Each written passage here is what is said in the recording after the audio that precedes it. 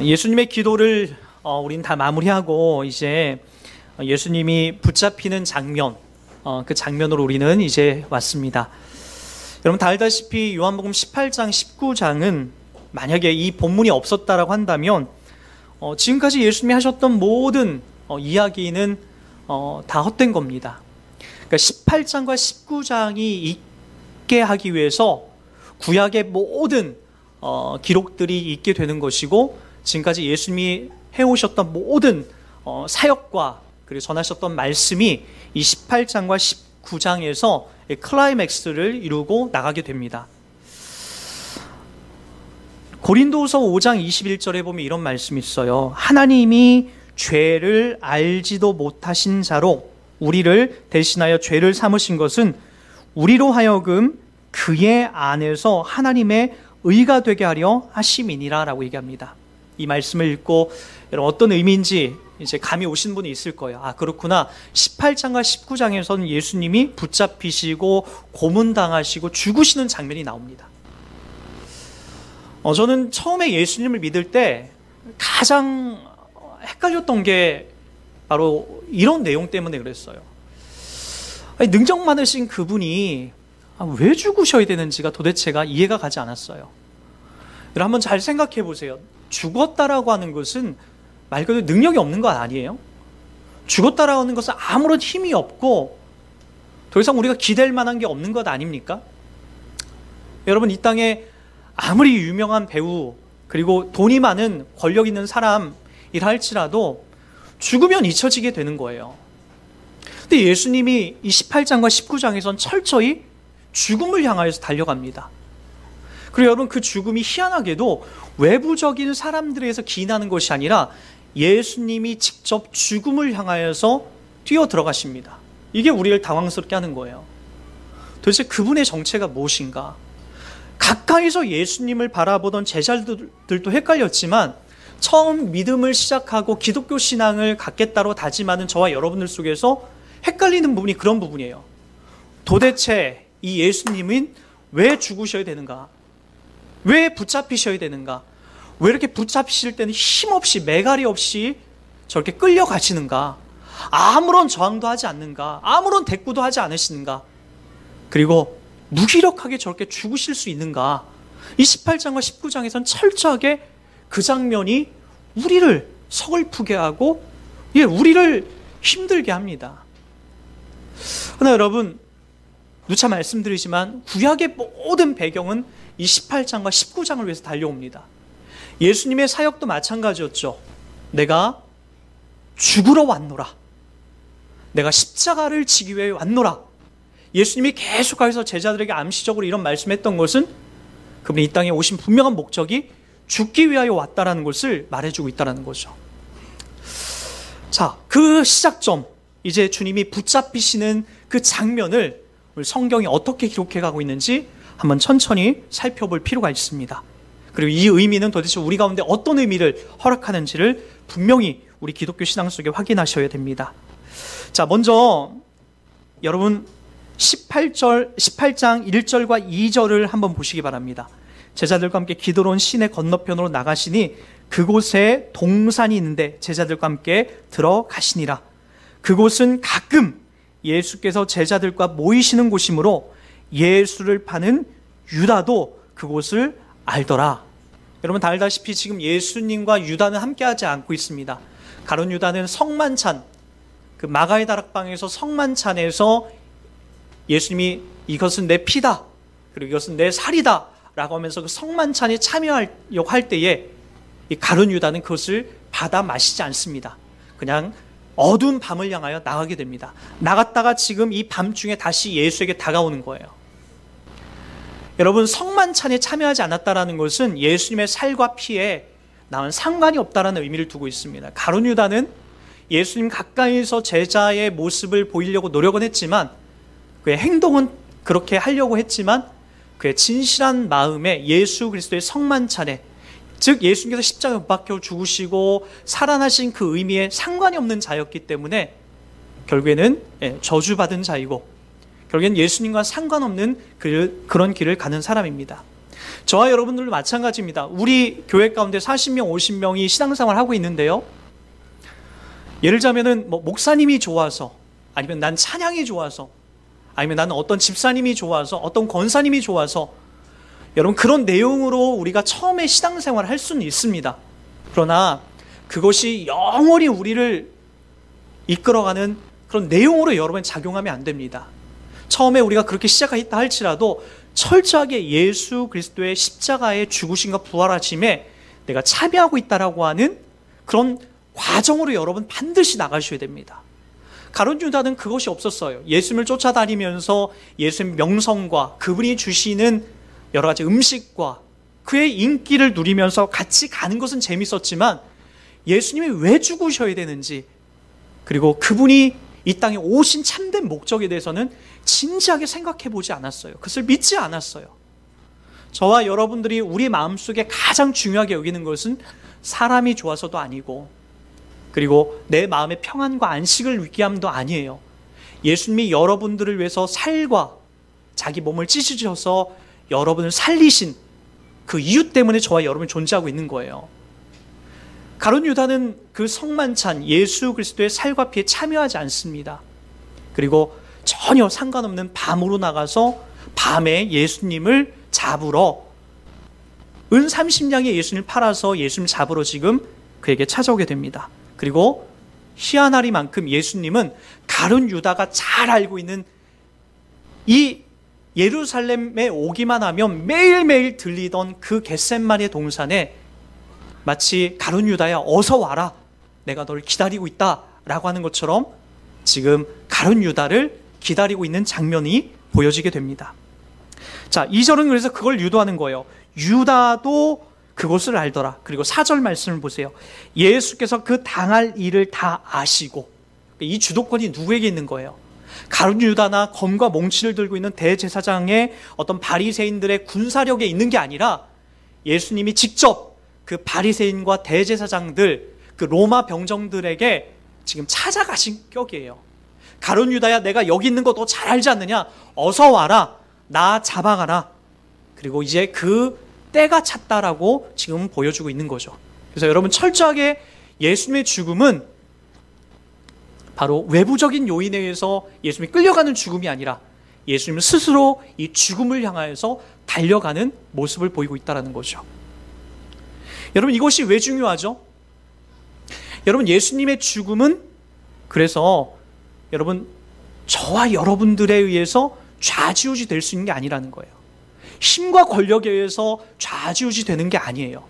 하나님의 플랜 속에서, 하나님의 계획 속에서 예수님의 죽음이 진행되고 있고, 그 죽음은 곧 바로 저와 여러분을 살리기 위한 그런 희생과 죽음으로써 그것을 대신하고 있는 내용이 되고 있다는 거죠. 저는 이것을 믿기까지 참 오랜 시간이 걸렸습니다. 처음 교회에 나와서 목사님의 따뜻한 그리고 하나님의 존재는 인식됐지만 도대체 예수님이 나 같은 사람을 위해서 왜 죽었나? 그분이 왜 죽었나? 그게 납득이 되지 않았어요. 한번 잘 생각해 보세요.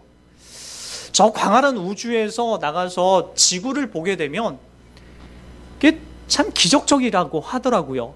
저 푸른 별, 생명이 막 요동하고 정말 이렇게 아름다운 별이 주변에 없대요. 근데 여러분 한번 잘 생각해 보세요. 그 사람들이 저 밖에, 우주인들이 밖에 나가서 지구를 보면은 반드시 하나님이 계시지 않고는 이와 같은 생명력이 있는 것을 만들어내지 못한다라고 그렇게 얘기를 하는 거예요. 근데 여러분 그 하나님이 이 지구를 만드시고 이 우주를 만들어 가십니다. 그분이 그렇게 만드셨어요. 그렇게 놀라우신 능력과 어떤 힘과 권력이 있는 거거든요. 그분은 말씀으로 여러분 우주를 창조해 나가시는 분이에요. 그러니까 이게 우리는 납득이 안 가는 거예요. 에이, 그런 게 어디 있어. 믿음이 없을 땐 그렇게 우리가 믿어져요. 그게 잘 안 믿어져요. 그런 게 어디 있어라고 그렇게 하게 되죠. 근데 한번 잘 생각해 보세요. 여러분, 여러분들이 혹시라도 길을 가다 이게 개미의 모습을 본 적 있나요? 개미가 여러분 만약에 생각을 갖고 여러분들을 바라본다고 한다면 도대체 어떤 생각을 갖고 있을까요? 아마 개미들의 세계에선 여러분들이 진짜 신과 같이 보일 거예요. 한 걸음을 걸으면 어떻게 개미가 수천 걸음을, 수백 걸음을 가도 따라가지 못하는 그런 거리의 폭이 되고 있고, 어떻게 개미가 들지 못한 저 큰 무거운 짐들을 번쩍번쩍 들어 올리고, 어떻게 저렇게 자동차를 운전하고 저렇게 신비한 물건을 만들고 집을 만들 수 있을까? 이건 개미가 생각해도 신과 같은 존재라는 거예요. 마찬가지죠.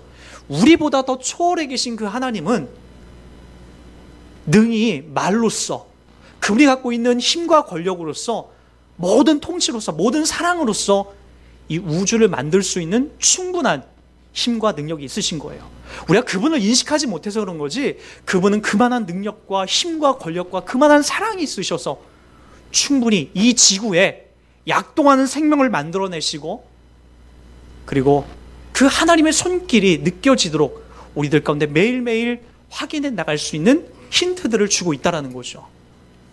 하나님은 그렇게 일하십니다. 근데 그게 이해가 가지 않는 거예요. 그런 분이 왜 죽으시냐는 거예요. 그런 분이 왜 우리를 위해서 죽어주시냐는 거예요. 아니, 좀 능력이 있으면 그렇게 하지 말고, 죽지 말고 그냥 저 위에서 말로써 그냥 착한 사람 구원해내시면 되지 않을까. 여러분, 우리가 그렇게 생각할 수가 있는데, 우리가 다 알다시피 요한일서에서 말하고 있듯이 하나님은 뭐라고 하죠? 사랑이시라고 얘기합니다. 사랑. 하나님은 사랑이시다라고 얘기합니다. 요한복음 3장 16절에도 하나님이 세상을 이처럼 사랑하사라고 얘기합니다. 하나님이 갖고 있는 중요한 속성수 중에 하나가 뭐냐면은 사랑이에요. 사랑. 이 사랑은 여러분 다 알다시피 여러분들도 조금은 갖고 있어요. 엄마 아빠가 되고 나서 제가 가장 큰 것은, 제가 더 고급스러운 사랑을 알게 됐다는 거예요. 뭐 예전에는 기껏해야 그냥 어머니 존경하고 아버지 카네이션 하나 달아드리고 나 낳아주셨으니까 고맙습니다, 그 정도였는데, 이 내리사랑이라고 하죠. 직접 자식을 낳고 보니까 엄마 아빠가 나를 얼마나 많이 사랑했는지에 대해서 그게 이해가 가는 거예요. 그게 어머니의 환경이, 아버지 환경이 잘 안 됐기 때문에, 그 사랑을 잘 나에게 실천을 안 해주셨기 때문에 조금 마음이 아픈 거지, 정말 많이 사랑했겠구나, 그게 막 이해가 가요. 자식을 낳고 보니까. 기꺼이 자식을 위해서는 나를 희생할 수 있게 되는 거죠. 엄마 아빠가 왜 늙죠? 세월이 많이 흘러가서 늙는다라고요? 그렇지 않습니다. 자식들이 속썩이고 애끓는 것 때문에 부모의 마음이 타는 거예요.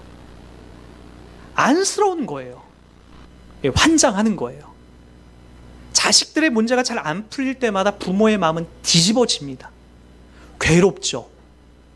그게 부모의 마음이라고요. 외모는, 얼굴은 세월이 지나서 이렇게 늙는지 모르지만 마음은 어떡할 거예요? 마음은 자식들 때문에 다 속 끓고 다 그렇게 늙어가는 거죠. 그게 부모더라고요.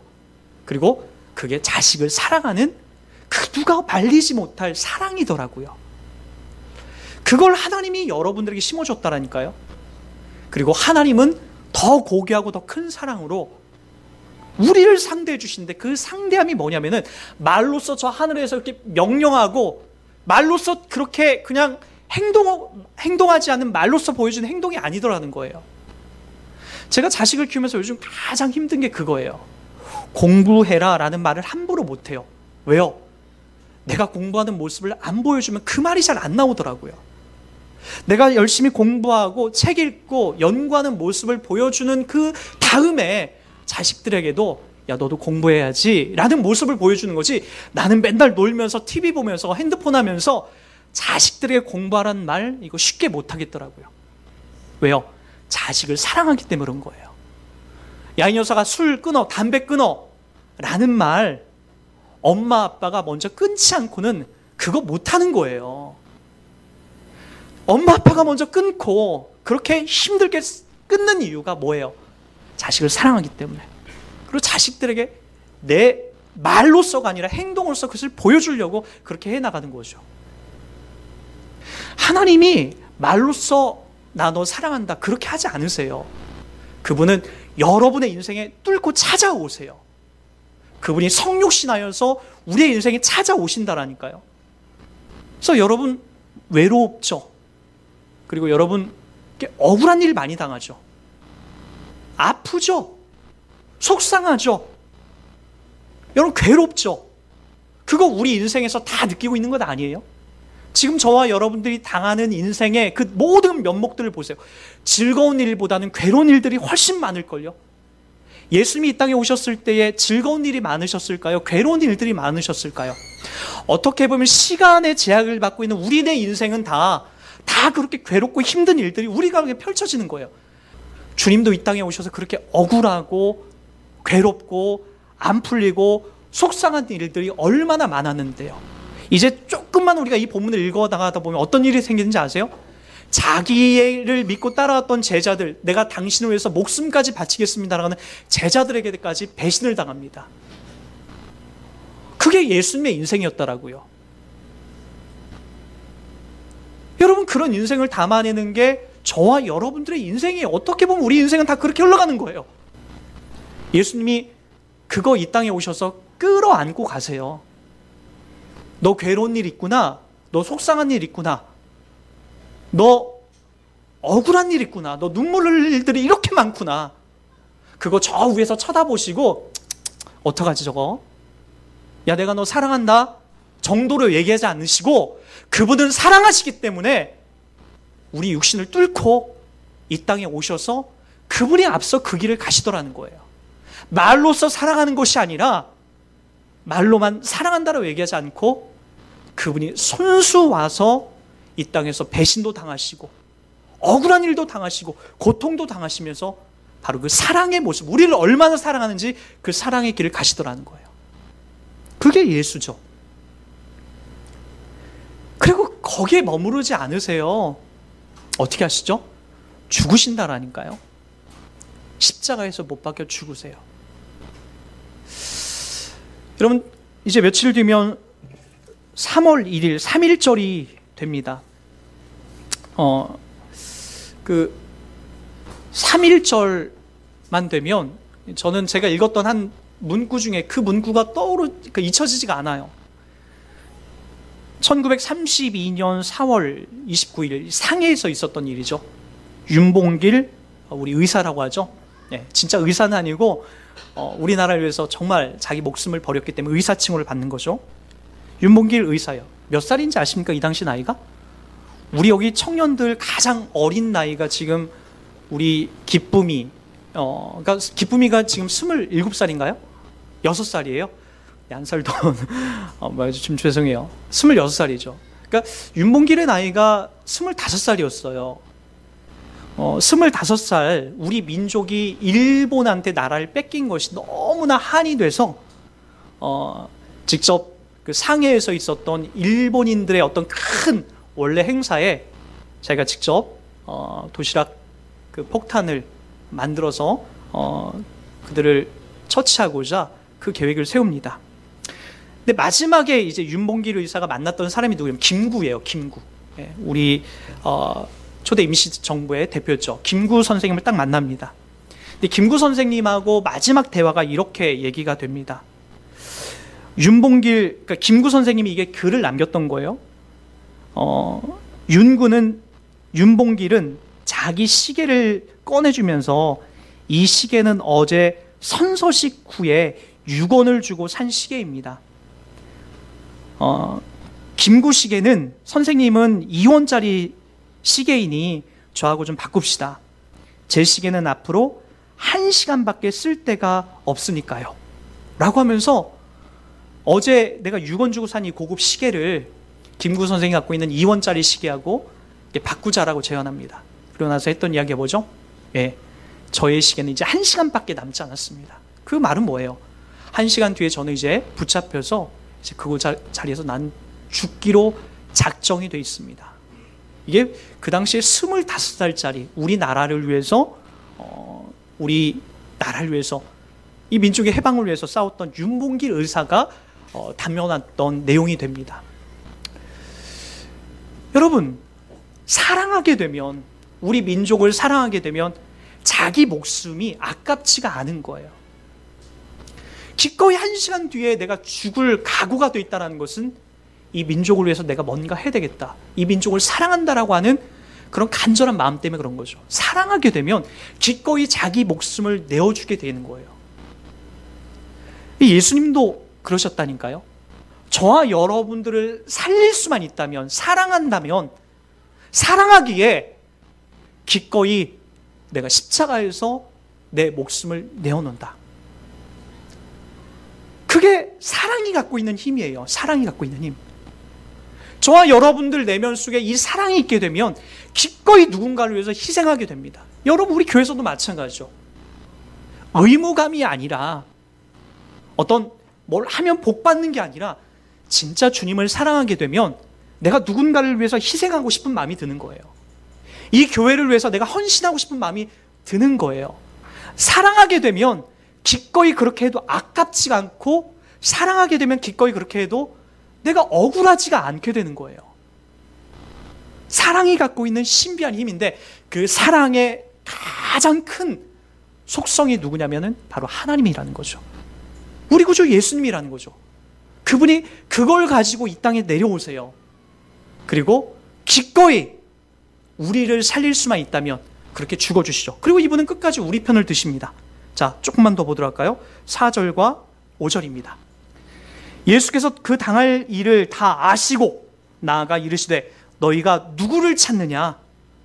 대답하되 나사렛 예수라 하거늘 이르시되 내가 그니라 하시니라. 그를 파는 유다도 그들과 함께 섰더라. 조금만 더 읽어볼까요?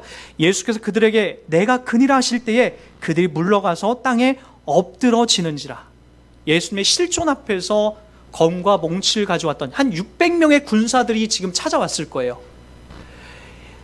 예수님을 잡아 죽이려고 그렇게 600명의 사람들이 왔는데, 예수님이 내가 그다! 라고 할 때에 그들이 뒤로 퍽 하고 자빠지는 장면이 나옵니다.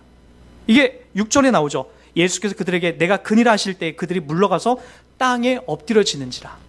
예수님이 진짜 어떤 분인지를 얘기해 주는 거예요. 그분은 일반적인 사람이 아니라 진짜 신성을 갖고 있는, 그 누구도 범접할 수 없는 거룩한 분이다라는 걸 얘기해 주는 거예요. 반면에 인간들은요, 그 신 앞에 섰을 때에 한없이 비천하고 연약한 정말 그런 존재라는 것을 성경이 암시적으로 보여주고 있는 거예요. 우리가 그 하나님을 지금 신뢰하고 의지하고 나가고 있다라고요. 그리고 그분은, 그 능력이 많으신 그분은, 그 사랑의 자체신 그분은 지금 예수님의 11명의 제자들을 지키기 위하여 끝까지 책임지고 있습니다. 우리 한번 8절과 9절을 보도록 하겠습니다. 7절부터 보도록 할게요.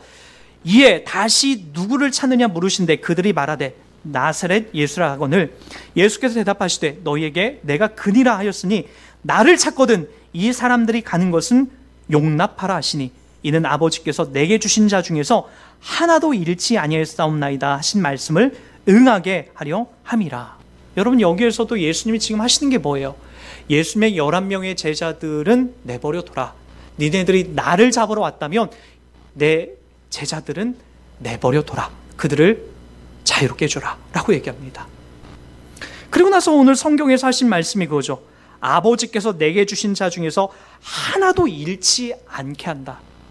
아버지께서 예수님을 통하여서, 예수님에게 내어주신 그 예수님을 통해서 구원을 얻게 될 그 사람들을 한 명도 잃지 않게 하신다는 것이 바로 예수님의 귀한 사명이요 역할이 되고 있다는 거예요. 저는 이 부분을 읽을 때 마음이 뜨거워졌어요. 왜요? 우리도 이 안에 포함이 되거든요. 우리도 내게 주신 자 중에서 하나도 잃지 아니하였사옵나이다는 것을 얘기하려는 거예요. 왜요? 우리는 17장에서 이 부분을 읽어왔습니다. 17장 20절을 보세요. 내가 비옵는 것은 이 사람들만 위함이 아니요 또 그들의 말로 말미암아 나를 믿는 사람들도 위함이다라고 얘기합니다. 저와 여러분들 위해서도 예수님이 기도하셨고, 이 내용 속에 아버지께서 내게 주신 자 중에서 한 명도 잃지 않는 것, 그것이 바로 저와 여러분들이 받아 누리는 은혜가 되고 있다는 거예요. 예수님은 정작 자기 자신은 갈기갈기 찢겨서 십자가에 못 박혀 죽은 그 제물로서 이 땅에 가게 되더라도 저와 여러분들은 그 은혜로 말미암아 살아나게 될 것을, 살 것을 지금 예수님이 보여주고 있는 장면이 되고 있는 거죠. 저와 여러분이 누리는 가장 귀한 자리입니다. 저와 여러분들은 반드시 살아납니다. 죽지 않습니다. 멸망하지 않습니다. 하나님의 이 우주의 그 광대하심의 힘에 이끌려서 반드시 살아나고 살아나는 일들이 우리 가운데 펼쳐지게 됩니다. 그러나 여러분, 현실은 녹록하지가 않죠. 하나님이 우리를 살려내시는데 왜 목사님 나에게 이런 큰 병에 걸리는 거죠? 왜 하나님이 살아계신데 우리 가정은 왜 이렇게 암울하고 우울해야만 되죠? 하나님 살아계시는데 왜 내 성격은 잘 바뀌어지지가 않는 거죠? 이게 우리들이 갖고 있는 큰 숙제거리예요. 우리 빌립보서 우리 4장 말씀을 한번 가보도록 할게요. 오늘 이 말씀을 통해서 오늘 전체적인 내용을 정리하도록 하겠습니다. 빌립보 4장 11절 322페이지 어간에 있습니다. 신약 11절부터 같이 읽도록 하겠습니다. 내가 궁핍함으로 말하는 것이 아니라 어떠한 형편에든지 나는 자족하기를 배웠노라. 나는 비천에 처할 줄도 알고 풍부에 처할 줄도 알아. 모든 일 곧 배부름과 배고픔과 풍부와 궁핍에도 처할 줄 아는 일체의 비결을 배웠노라. 내게 능력 주신 자 안에서 내가 모든 것을 할 수 있느니라. 내게 능력 주신 자 안에서 내가 모든 것을 할 수 있느니라. 이 말 뜻이 무엇일까요? 우리가 참 많이 오해하고 있는 본문 중에 하나입니다. 내가 능력 주신 자 안에서 나는 좋은 대학 갈 수 있습니다. 내게 능력 주신 자 안에서 내가 갖고 있는 질병도 기꺼이 다 이길 수 있습니다. 내게 능력 주신 자 안에서 우리 집 내년에 부자가 될 줄 믿습니다 라고 이 본문을 적용하기 시작하면 우리가 하나님 말씀을 심히 왜곡되어 나가는 겁니다. 믿음이 있고 하나님의 영생과 그분의 사랑이 내 안에 있고 주님이 우리를 붙잡고 있다는 것을 확인하게 되면 사실 여러분 그거 아시죠? 외부적인 어떤 힘이나 여건들이 나에게 잘 미치지가 않습니다. 아까 말했듯이 내가 정말 사랑으로 가득하게 되면 자녀들을 위해서 헌신하고 내 이웃을 위해서 헌신하는 것이 그렇게 수고롭게 다가오지 않습니다. 행복합니다. 마찬가지입니다. 예수님이 내 안에 있고 내 안에 분명하게 그분이 계시다는 것을 내가 늘 확인하게 되면 외부적으로 내 안에 다가오는 느낌에 별 영향이 없게 됩니다. 희한합니다. 이게 우리 신자들이 갖고 있는 놀라운 능력이에요. 여기 오늘 바울도 이렇게 얘기하죠. 나는 궁핍함으로 말하는 것이 아니라 어떤 형편이든지 나는 자족, 만족하기를 배웠는데 보세요. 12절 나는 비천에 처할 줄도 알고 풍부에 처할 줄도 알고 모든 일 곧 배부름과 배고픔과 풍부와 궁핍에도 처할 줄 아는 일체의 비결을 배웠노라. 왜요? 내게 능력 주신 자 안에서 내가 모든 것을 할 수 있다는 거예요. 내 안에 능력 주시고 나를 살려내시고 나를 사랑해 주시는 주님이 계시기 때문에 외부적으로 나를 공격하는 그 어떤 공격에도 내가 좌지우지 될 수 없다는 거예요. 물론 압니다. 현실적으로 여러분 몸이 아프고 가난하고 여러 가지 속상한 일들이 내 안에 찾아오게 되면 여러분 사실 우리 내면이 급속도로 무너지고 힘들다는 거 압니다. 그러나 여러분 더 중요한 게 있어요. 그럴 때 정작 주님은 여러분 어디 계시죠? 내가 힘들고 외롭고 아프고 억울한 일을 당할 때에 주님은 어디 계십니까? 여러분 마음에 계시다라는 생각이 별로 안 들죠. 저 멀리 도망 계신 것 같죠. 내 분노와 화 때문에 내 아픔 때문에 주님도 감당 못해서 도망가신 것처럼 보이죠. 그런데 그것은 사랑이 아닙니다. 사랑은 그러한 고통과 아픔과 슬픔의 자리에서도 기꺼이 우리와 함께 해주시는 겁니다. 그게 주님이에요. 주님은 여러분과 함께 하십니다. 그러나 여러분 기억하시기 바랍니다. 주님이 그 문제만을 해결해 주시려고 우리들 가운데 찾아오지 않았다는 거예요. 마치 베드로가 예수님을 3번 부인하는 그 장면을 주님이 막아주지 않듯 때때로 여러분들이 짊어져야 될 질병도 있고 때때로 여러분들이 감당해야 될 가정의 어려움과 힘든 일들이 있게 되는 거예요. 때때로 여러분 감정적인 부분에 내가 왜 이렇게 약한가를 짊어지고 가야 될 때가 있는 거예요. 왜 이렇게 나는 사랑이 부족한가를 짊어지고 가야 될 때가 있는 거예요. 여러분 그것이 우리 신자들에게 부여된 자리입니다. 그러나 성경은 그것으로 끝이라고 얘기하지 않아요. 걱정하지 마. 너의 죽음과 너 인생은 내가 책임져. 그러나 너가 짊어져야 될 십자가만큼은 함께 좀 짊어져라. 기꺼이 가라. 웃으면서 가라. 찡그리지 말고 내가 너와 함께하고 있으니 내가 널 사랑하고 있으니 그렇게 가줘라라고 얘기를 하고 있는 거예요. 목사가 되면 매일같이 여러분 목사님의 인생은 행복할 것 같죠? 그래서 목사님이 때때로 여러분 존경스럽게 보이고 좋아 보이고 막 그러지 않습니까? 그렇지 않아요. 저도 주일날 이렇게 양복을 입고 오고 넥타이를 하고 머리를 넘기고 오니까 이렇게 훤해 보이는 거죠. 여러분, 일상에서도 저 역시도 죽을 마실 때가 너무도 많습니다. 너무나 괴롭고 힘들고, 너무나 도대체 이 인생을 내가 어떻게 헤쳐나가야 될지 괴롭고 힘들 때가 있어요. 정작 여러분 앞에선 티를 못 내죠. 왜요? 그래도 최소한 신앙의 어떤 기준을 그래도 여러분 봐야 되지 않습니까? 여러분 앞에서 오히려 웃어야 할 때가 더 많아요. 괴롭지만요. 그것이 우리들 간에 부여되어 있는 이 자리일 때가 더 많아요. 근데 가만히 보니까 예수님도 18장, 19장에 그 길로 그렇게 가시더라는 거예요. 그거 외면하거나 집어던지지 않고 기꺼이 그렇게 가시더라는 거예요. 저와 여러분들은 그 예수님을 믿기로 자처하여 지금도 가고 있습니다. 함께 가셔야죠. 현실을 외면하지 마시고 내가 멀리 여행을 떠나면, 내가 술 한잔 먹으면, 내가 좋은 사람 만나면 해결받을 것이라고 그렇게 속지 마시고 여러분들에게 주어져 있는 환경을 기꺼이 끌어안고 가십시오. 주님이 치료해 주시면 감사하게 여기시고 가시고, 안 치료해 줘도 그리 아니하실지라도 주님이 나를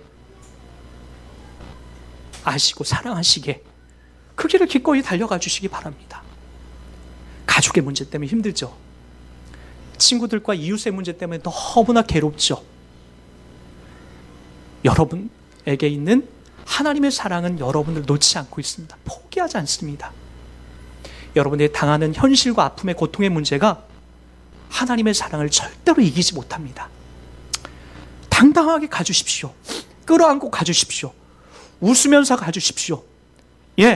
기도하시면서 가주십시오. 세상 사람들과 여러분들이 무엇이 다른지를 그렇게 확인하시면서 기꺼이 가주시기 바랍니다. 그 길에 하나님이 여러분을 칭찬하고 격려하고 내게 능력 주신 자 안에서 내가 모든 것을 할 수 있다라고 하는 그 고백에 할 수 있는 저와 여러분들이 있게 되는 겁니다. 함께 그 길을 달려가 주시기 바랍니다. 그 사랑 안에 힘껏 이 믿음의 여정을 쌓아 나가시는 저와 여러분이 되길 주의 이름으로 부탁드리겠습니다.